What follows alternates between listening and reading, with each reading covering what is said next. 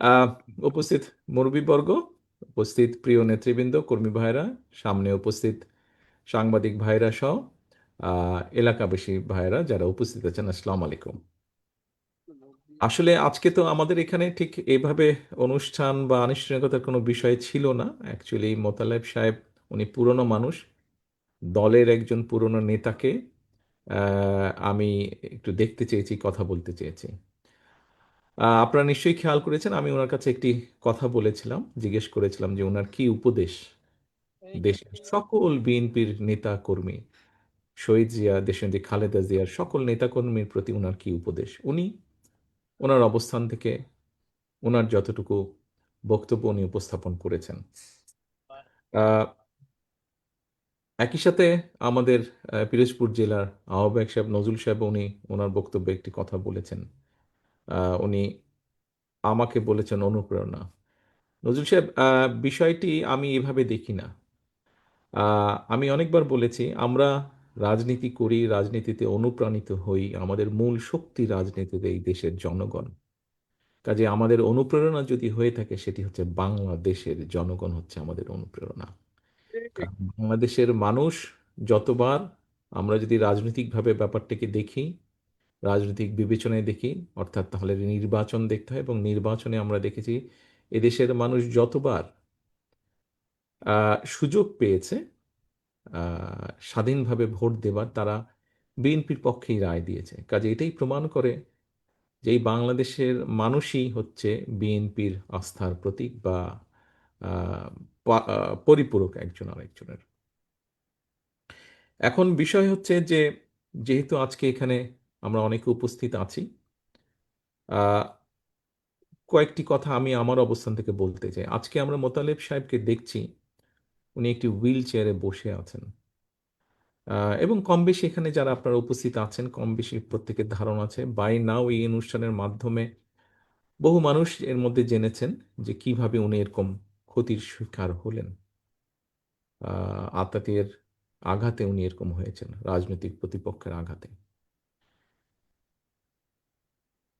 প্রিয় সহকর্মী বৃন্দ, প্রিয় উপস্থিতি বৃন্দ, আমি বহু বছর যাবৎ প্রবাসে আছি, থাকতে বাধ্য হয়েছি আমি বিভিন্ন কারণে। সেই প্রসঙ্গে আমি গেলাম না বিস্তারিত আলোচনায়।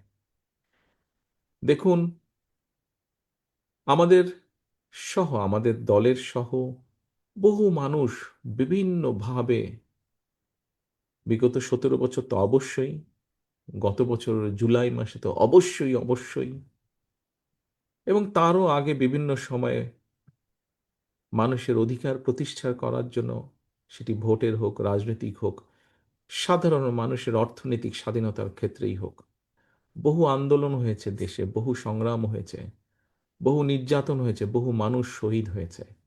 আসুন আমরা সকলে মিলে, অনেক হয়েছে, ইনাফ, বহু মানুষ নির্যাতিত হয়েছে, বহু মানুষ হত্যা হয়েছে, শহীদ হয়েছে, ইনাফ। আসুন আমরা সকলে একটা জায়গায় আসি, মতভেদ ভেদাভেদ কমিয়ে নিয়ে আসি। আমরা আমরা কথা বলি। বিভিন্ন রাজনৈতিক দল আছে, তাদের বিভিন্ন আদর্শ থাকতেই পারে, সেটাই থাকাটা স্বাভাবিক। আমরা বহুদলীয় রাজনীতিতে বিশ্বাস করি, বিভিন্ন রকম মত মত থাকবেই, এটাই স্বাভাবিক। পৃথিবীতে সব গণতান্ত্রিক দেশেই এটা আছে। বাট আসুন আমরা সেই ঝগড়া ফ্যাসাদ থেকে কিছুটা হলেও দূরে সরে আসি। এসে আজকে এখানে মোতালেব সাহেব ওনার সন্তানদের দেখিয়ে যে বলছিলেন যে এই কথাটি, এরকম সন্তানের সংখ্যা সারা বাংলাদেশে আরো লক্ষ কোটি আছে। আমরা একটি বলেছি যে আগামী দিনে আমরা চাই মেধার ভিত্তিতে এই জাতিকে গড়ে তুলতে, এই দেশকে গড়ে তুলতে। ঠিক একই স্বাভাবিকভাবে মেধা যেখানে থাকবে, কম্পিটিশন থাকবে। আজকের তরুণ, আগামী দিনের তরুণ, আগামী দিনের ভবিষ্যৎ, তাদের মধ্যে কম্পিটিশন থাকবে। মেধা এক একজনের এক এক রকম হয়। সবাইকে যেমন এক জায়গায় আমরা দিতে পারবো না, মেধার রেসে যে এগিয়ে থাকবে সেই সেখানে যাবে।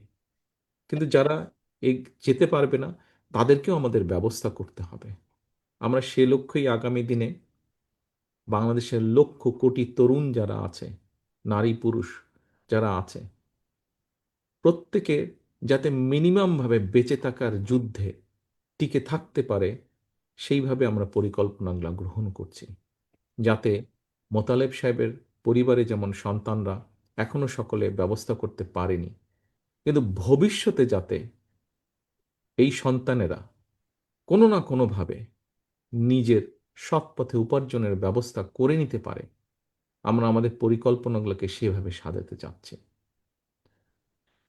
একজন রাজনৈতিক কর্মী হিসাবে আমি যেরকম আমার দলের পরিকল্পনা তৈরি করছি কিভাবে আগামী দিনের তরুণ প্রজন্মকে বিভিন্নভাবে কর্মসংস্থানের ব্যবস্থা করব, আমি যেমন আমার দলের রাজনৈতিক কর্মী হিসাবে পরিকল্পনা করছি, তৈরি করছি কিভাবে আগামী দিনে, একটু আগে রিজভী ভাই যেটা বললেন, লক্ষ লক্ষ মানুষ এই দেশের হাসপাতালের মেঝেতে শুয়ে থাকে, যাতে এইটিকে ধীরে ধীরে এই চিত্রের পরিবর্তন করা যায়, মানুষের কাছে যাতে মিনিমাম হলো একটু ভালো চিকিৎসা ব্যবস্থা পৌঁছে দেওয়া যায়, সেই পরিকল্পনা গ্রহণ করছে।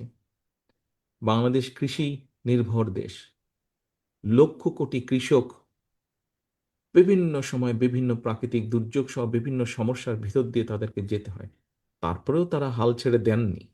তারা মাঠে আছেন, কৃষিকাজ করছে বলেনি বাংলাদেশের ২০ কোটি মানুষ খেয়ে পড়ে বেঁচে আছে।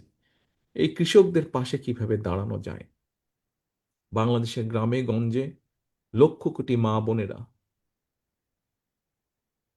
তাদেরকে কিভাবে আরেকটু স্বাবলম্বী করে গড়ে তোলা যায়, তাদেরকে কিভাবে আরেকটু অর্থনৈতিকভাবে শিক্ষার আলোকে গড়ে তোলা যায়, সেই পরিকল্পনা আমরা গ্রহণ করছি। প্রিয় সহকর্মীবৃন্দ, প্রিয় উপস্থিতিবৃন্দ, আসুন, অনেক হয়েছে আন্দোলন, অনেক হয়েছে স্লোগান, অনেক হয়েছে মিছিল, অনেক হয়েছে মিটিং। এবার আসুন আমরা কম্পিটিশন করি দেশের মানুষের যে মৌলিক সমস্যাগুলো আছে, যা প্রতিদিন আমাকে, আপনাকে, প্রত্যেকটা মানুষকে যা ছুঁয়ে যায় জীবন যুদ্ধে বেঁচে থাকার জন্য, সেই সমস্যাগুলো কতটুকু একটু একটু করে কতটুকু আমরা কমিয়ে আনতে পারি, একটু একটু করে কতটুকু আমরা মানুষকে স্বস্তি দিতে পারি। আসুন আমরা কম্পিটিশন করি সেই পরিকল্পনাগুলো গ্রহণ করার জন্য, এবং শুধু গ্রহণ না, দেশের জনগণ যাদেরকে সুযোগ দিবে তারা যেন একটু একটু করে সেই পরিকল্পনাগুলো বাস্তবায়িত করতে পারে। এই হোক আমাদের আগামী দিনের রাজনীতি, এই হোক আমাদের আগামী দিনের বাংলাদেশ এবং বাংলাদেশের মানুষের জন্য রাজনীতি, যাতে ভবিষ্যতে রাজনৈতিক মতপার্থক্য থাকতেই পারে, কিন্তু তার জন্য একজন মানুষকে শারীরিকভাবে আঘাত করতে যাতে না হয়, আঘাতপ্রাপ্ত যাতে না হন, এটাই হোক আমাদের বাংলাদেশের আগামী দিনের রাজনীতি। প্রিয় উপস্থিতিবৃন্দ, প্রিয় সাংবাদিক ভাইরা, আপনাদের মাধ্যমে আমি সারা বাংলাদেশে আমার দলের যত নেতাকর্মী আছে, সারা বাংলাদেশের যত গণতান্ত্রিক মানুষ আছেন, সবার কাছে আমার এই কথাগুলো পৌঁছে দিতে চাই। পরিশেষে আমি আল্লাহর দরবারে দোয়া করি আপনারা সকলে ভালো থাকুন। মোতালে সাহেব, আপনাকে আল্লাহ যতটুকু সম্ভব সুস্থতা দান করুন, এবং আসুন আগামী দিনে আমরা বাংলাদেশের মানুষের, যেহেতু এখানে আমরা প্রায় প্রত্যেকটা মানুষ বাংলাদেশ জাতীয়তাবাদী দলের রাজনীতির সাথে জড়িত, প্রতিটা মানুষ আমরা যাতে নিজেদেরকে বাংলাদেশের মানুষের কল্যাণে, দেশের ভালোর জন্য নিয়োজিত করতে পারি, আল্লাহর কাছে সেই রহমত চেয়ে আমার বক্তব্য শেষ করছি। আল্লাহ হাফেজ। বাংলাদেশ জিন্দাবাদ। বাংলাদেশ জাতীয়তাবাদী দল জিন্দাবাদ।